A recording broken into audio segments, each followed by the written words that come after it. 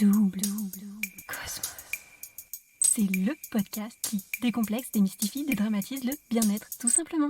Hello, je suis Aurélie, la créatrice de Double Cosmos. J'accompagne les entrepreneurs à arrêter de procrastiner sur leur bien-être grâce à l'Ayurveda, cette médecine millénaire et philosophie de vie indienne qui a transformé ma vie il y a 10 ans en partant vivre 1 an en Inde et qui m'aide au quotidien en tant qu'entrepreneuse depuis 5 ans. Entre les vidéos YouTube, 1 minute pour comprendre l'Ayurveda et ce podcast, je te partage tout ce qui peut t'aider à toi aussi être au top dans ta tête et dans ton corps et garder un équilibre entre ta vie pro et perso. Alors, prêt à booster ton bien-être? Alors bienvenue sur le podcast Double Cosmos.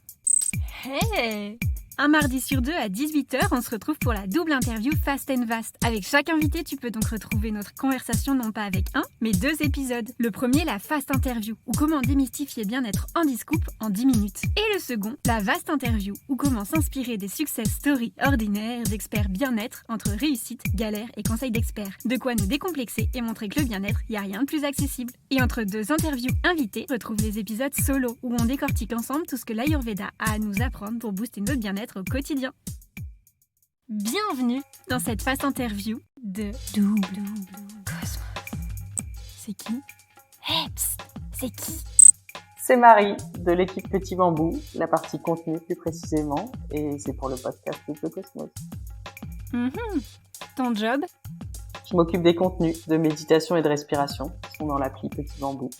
Et Petit Bambou, c'est une application qui est disponible dans tous les stores et sur le web qui diffuse des contenus audio de méditation et de respiration. Sympa! Ta mission dans la vie? Aider ceux qui en ont envie à y voir plus clair dans la vie. Mais je suis pas ophtalmo. Être aux manettes, être aux commandes et pas marionnette. Et ton plus grand talent? Je crois que ce serait la joie. Est-ce que tu voudrais que les gens se rappellent de toi? J'aimerais vraiment, à mon contact, et au fur et à mesure qu'ils me connaissent, les gens sentent que la joie peut vraiment parfaitement cohabiter avec l'effort ou avec la peine. C'est pas incompatible du tout. Pas mal! Et tu vas nous parler de quoi alors aujourd'hui? Je vais parler de la méditation comme un outil dans la vie pour être bien dans ses baskets et surtout pas à côté de ses pompes. Alors c'est parti mon kiki. 5 mythes versus réalité.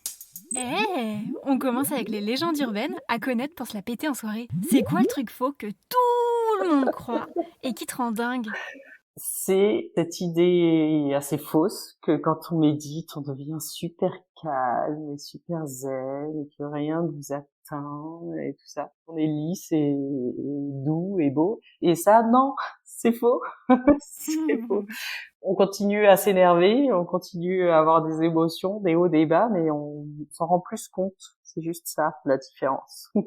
L'idée n'est pas du tout de lisser les choses qui dépassent, c'est de les laisser dépasser, mais de se dire ah ouais tiens là ça dépasse vraiment. C'est le regard sur ces choses-là qui change, mais on veut pas tout aplanir, sinon c'est qu'on est mort. Une chose que personne ou peu de gens savent et que tous les experts dans le game connaissent. S'il fallait retenir vraiment une chose cruciale sur ce sujet, c'est juste impossible de ne pas penser. Et parce que dans les idées reçues, il y a aussi ce truc de il faut faire le vide. Pas du tout. La méditation, ça remplit d'une certaine façon, mais ça crée pas du tout le vide. Et notre cerveau est conçu pour penser. Donc, il faut pas se mettre la pression là-dessus. C'est pas possible de ne pas penser. Si on pense plus, c'est qu'on est mort, clairement. Et tout le jeu avec la méditation, c'est essayer de stabiliser son attention, ne pas y arriver, se rendre compte qu'on n'y est pas arrivé, et puis recommencer. C'est juste ça. Et comme c'est un entraînement, au fur et à mesure, on arrive à stabiliser plus longtemps. Mais cet éternel aller-retour, c'est le cœur de la méditation. D'ailleurs, dans l'épisode 17 sur la pleine conscience, où on peut entendre aussi, Éric Salin nous parle de 40 000 à 60 000 pensées par jour. C'est hallucinant et c'est humain, c'est normal. C'est pas un problème en soi. Après, l'entraînement qu'on peut faire, c'est sur quoi fixer son attention, combien de temps on arrive à le faire. Et dès lors qu'on s'est rendu compte que notre attention était partie, on est déjà revenu en fait. Donc c'est plutôt que de se dire ah j'étais parti, je me fouette ou c'est un échec. En fait non, si je me rends compte que j'étais parti, c'est déjà le succès parce que je suis déjà revenu et on recommence et on recommence et on recommence. Et ça permet d'entraîner son attention justement. Et dans ce monde où on est hyper stimulé, on zappe, on croit que le multitâche c'est formidable, ça clignote dans tous les sens, etc. On est complètement dispersé. Et cette dispersion, elle nous déconnecte de notre corps, elle fait qu'on n'a même pas le temps d'apprécier les choses, peu importe qu'elles soient agréables ou désagréables. Si on n'est pas un petit peu attentif quelques instants, on n'a pas le temps de ressentir. Et du coup, de réentraîner cette attention, ça permet de vivre plus intensément tout ce qu'on a à vivre, puisqu'on est présent à ce qui nous arrive, quoi. La question qu'on te pose tout le temps et celle que t'aimerais plutôt qu'on te demande à la place. Par exemple, des gens qui disent ah ouais, je vois ce truc, ça a l'air bien, la méditation, mais c'est pas du tout pour moi. Je suis trop actif, j'aime trop bouger, c'est pas mon truc. Et en fait, c'est directement lié à cette image aussi un petit peu fausse qui voudrait que ce soit une pratique complètement passive, où on va s'asseoir dans le calme avec de l'encens, en silence, etc. Alors oui, la pratique formelle, elle se fait plutôt assise et plutôt dans un environnement un peu tranquille. Mais en réalité, c'est une pratique qui peut tout à fait être compatible avec une vie hyper active et hyper remplie. C'est simplement que ce qui arrive quand on la pratique un petit peu, c'est que on a une vie hyper remplie, on peut être hyper actif, mais on fait ça de façon consciente. On est bien au courant de ce qu'on fait, de ce qui nous arrive, on sait que c'est rempli et on n'est pas en pilote automatique, toujours en train de courir après quelque chose sans s'en rendre compte, ce qui peut être d'ailleurs assez épuisant. D'ailleurs, on peut méditer en courant. Donc, des gens qui disent ah mais moi je cours partout, ben je peux très bien courir en pleine conscience. Et face à un j'ai pas le temps. Alors déjà, le j'ai pas le temps est souvent assez faux et c'est plutôt je ne prends pas le temps ou j'ai pas envie de le prendre. Après, si on n'a pas envie, on n'a pas envie, hein, il y a aucune obligation. Mais ça peut être juste l'espace de quelques minutes. Et ce qu'on peut se dire aussi, c'est que il faut peut-être se mettre le défi, si c'est le mode défi qui peut vous motiver, de s'y mettre de façon formelle pendant un petit moment, peut-être une semaine, un petit peu plus, ne serait-ce que pour capter un petit peu quelques principes de base. Et puis ça, une fois qu'on l'a, on peut se rendre compte aussi que dans nos journées, au quotidien, à tout moment, on peut inclure des mini-doses, mais de quelques secondes, de pratiques informelles. C'est des petites choses très bêtes qui vous ramènent au présent, qui vous reconnectent à votre corps. Et ça, si on n'est pas passé par la pratique formelle, on n'a pas pu en faire l'expérience ou on n'en a pas l'idée. Mais après, même dans une journée méga remplie, même sans avoir pris les 10 minutes, on peut inclure dans son quotidien des petits réflexes qui prennent pas de temps, en vrai, mais qui changent la façon dont on vit. Quelles sont tes petites anecdotes behind the scene, derrière tes photos Insta? Alors là, je vais te décevoir. J'ai un compte Instagram qui est vide. Il n'y a pas une photo. Et tout le jeu de la méditation, c'est aussi d'être soi-même. Donc, il n'y a pas de scène et de coulisses. Il n'y a pas de personnage public ou de personnage privé. Et ce qui est beau aussi, c'est que ça permet de travailler sur qui on est. Et du coup, que ce soit au boulot, à la maison, en train de te parler dans le podcast, le jeu, c'est de rester la même personne. Donc, il n'y a pas de behind the scene. Ah, c'est beau. Génial. Et le petit truc has-been dont tu vantes quand même les mérites pour le bien de l'humanité. Alors, je sais pas si c'est boring, mais tout le monde en parle et il n'y a pas tant de gens qui le font. C'est de faire des trucs avec ses mains. Les bons vieux travaux manuels, mais peu importe ce que c'est, de faire du jardinage, de la poterie, du tricot, du macramé, du coloriage, enfin ce qu'on veut, pourvu que ce soit nous qui le fassions nous-mêmes. Déjà, ça va procurer une satisfaction de fou. Et en plus, en fait, sans s'en rendre compte, c'est la pleine conscience à fond, parce que on est concentré sur ce qu'on fait, pour peu que ce soit un peu précis, de la couture, je sais pas. Donc on n'est pas en train de penser aux courses qu'on va faire dans 2 heures, ni à un entretien qu'on a raté hier. On est vraiment tout à ce qu'on fait. Et en plus, comme c'est quelque chose de physique, on est connecté à notre corps. Et du coup, c'est un état de pleine conscience et qui est en plus potentiellement créatif. Et peu importe si à la fin ce qu'on a fait est pourri d'ailleurs, c'est pas grave du tout. Rien que pour le moment, ça vaut la peine.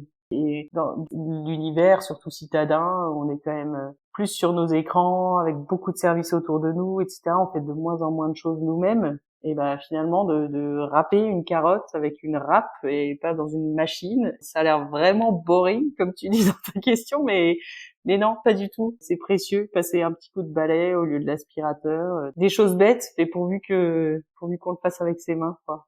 Trop, j'adore cette vision. D'ailleurs, on parlait aussi dans les épisodes 16 et 17 du podcast de comment la pleine conscience peut s'appliquer dans chaque geste, chaque seconde du quotidien et transformer notre journée en vrai. C'est ça. Et au début, ça peut avoir un côté artificiel. Je vais pas me poser des questions en passant le balai sur est-ce que je sens le tact du bois dans mes mains ou je sais pas quoi. Mais en vrai, au début, on peut le forcer un peu, ce truc-là. Et après, sans s'en rendre compte, en fait, on n'y pense plus en le formalisant. Mais on vit les choses plus en contact réel avec le monde qui nous entoure. Et notamment au travers des 5 sens, en fait.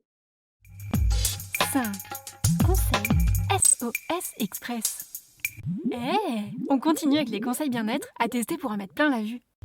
Quel est ton conseil d'expert niveau facile pour devenir un élève brillant en 2-2 ? Alors, niveau archi, facile, accessible à toute personne humaine en vie, juste prendre 3 grandes respirations. Juste ça, en posant sa main sur son ventre. Ça a l'air débile aussi, on peut le faire 40 fois par jour si on veut, dans le train, n'importe où, ça se voit à peine. En fait, à quoi ça sert ce truc? C'est pas juste, on respire tout le temps, hein, toute la journée. De faire ça consciemment, sans rien faire d'autre en même temps, ça a 2 vertus en fait. Et d'une, ça ramène à maintenant, puisque la respiration que je suis en train de prendre, c'est pas celle qui est passée, elle n'existera plus jamais. C'est pas celle qui va venir, elle n'existe pas encore, c'est juste celle-là maintenant, tout de suite. Et deuxième point, c'est pour ça que je parle de mettre la main sur le ventre, parce que ça peut aider, ça reconnecte au corps immédiatement. La respiration, c'est physiologique, c'est dans les poumons, ça sort par le nez, la bouche. Et du coup, ça ramène au même endroit l'esprit et le corps. Donc on est revenu vraiment à maintenant et à soi dans son corps. Et une fois qu'on est revenu, on peut repartir. C'est ce que j'expliquais tout à l'heure, c'est tout ce jeu des allers-retours en méditation. Et du coup, de se faire des petits ping respiration comme ça dans la journée, ça ramène, ça muscle le petit muscle de l'attention. Puis après, on repart de plus belle en étant moins éparpillé, quoi. Canon, toi tu le fais souvent ? Ouais, hyper souvent. Ouais. Trop bien. Avec Eric, on a enregistré sur l'épisode 16 du podcast une séance de pleine conscience dans le but que chacun expérimente concrètement comment y arriver. On a orienté ça autour du scan corporel notamment, technique que je propose aussi dans la méditation guidée un peu funky que je vous ai créée sur l'épisode 10, bonus du podcast. Donc on vous invite à tester ça pour commencer, pour réussir à se créer une habitude, parce que c'est ça surtout, essayer encore et encore pour se créer un réflexe. Ouais, exactement. Là, je parlais d'une respiration, mais en fait, ça peut être plein d'autres choses. Quelle que soit ma posture. Tiens, si je sentais comment sont mes orteils dans mes chaussures.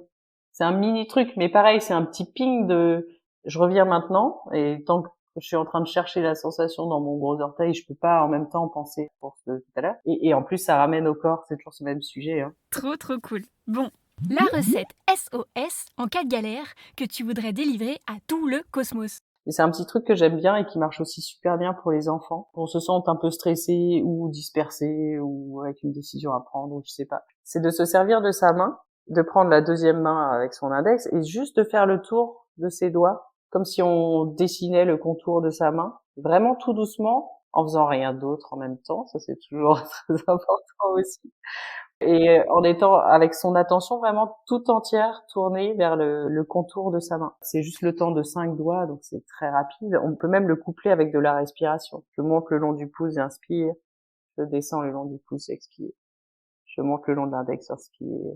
Je descends, j'expire. Donc ça fait 5, inspire et expire. Ça peut être un petit temps de cohérence cardiaque, autre sujet aussi autour de la respiration. Et ça, en fait, c'est pareil, ça transforme pas ta vie, ça change rien à ce qui est en train de se passer autour de toi.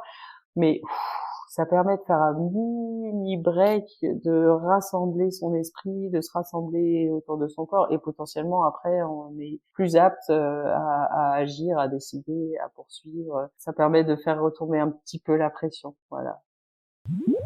Donne-nous un scoop. Quel est le truc fastoche et pas chronophage que pourtant personne fait ? Alors ça, c'est un petit truc autour de l'alimentation, surtout quand on est actif et qu'on déjeune super rapidement et tout ça, de se forcer à reposer sa cuillère ou sa fourchette entre 2 bouchées. Pareil, ça a l'air vraiment débile. En fait, ça nous arrive à tous de finir un plat, on sait à peine ce qu'on a mangé, c'est aller trop vite, voir si c'était bon, on est déçu parce que c'est déjà fini. Sans devenir un espèce d'ovni qui est tout concentré à observer sa ratatouille sous tous les angles. On peut juste ralentir un petit peu, prendre le temps de garder les couleurs, sentir si ça sent bon, et en tout cas ce mini truc de se forcer à reposer sa fourchette ou sa cuillère, de fait ça fait ralentir un petit peu parce que sinon on a déjà pris la bouchée d'après et puis on a à peine avalé que hop on va en prendre la suivante. Si on a reposé, on a déjà un petit peu plus le temps de savourer et d'avoir ses sens en éveil. C'est ce que je disais aussi tout à l'heure. Quand ça va trop vite, on n'a pas le temps de sentir les choses. C'est super intéressant. C'est fou parce que tous les experts bien-être que j'ai interviewés sur le podcast ont parlé à un moment ou un autre du pouvoir de la méditation, de la Mais oui, respiration, de la pleine conscience. Vraiment tous. Et notamment Archana Nagalingam sur l'épisode 11 et 12 du podcast qui nous explique comment retrouver le plaisir dans l'assiette grâce à, entre autres, l'attention portée sur ce que ouais. l'on mange. Oui, non seulement c'est agréable, mais en plus ça a plein de vertus physiologiques. Sur la satiété. Exactement, on a l'impression on a encore faim, alors que ça a juste pas eu le temps de, de descendre et d'envoyer les petits messages au cerveau. Donc ouais, tout est lié entre corps, esprit, et en tout cas en bout de chaîne aussi, toujours ce kiff aussi de vivre les choses un peu plus fort, quoi. Et ok, c'est un banal déjeuner, mais en fait on peut en profiter aussi. Ce serait dommage de s'en priver.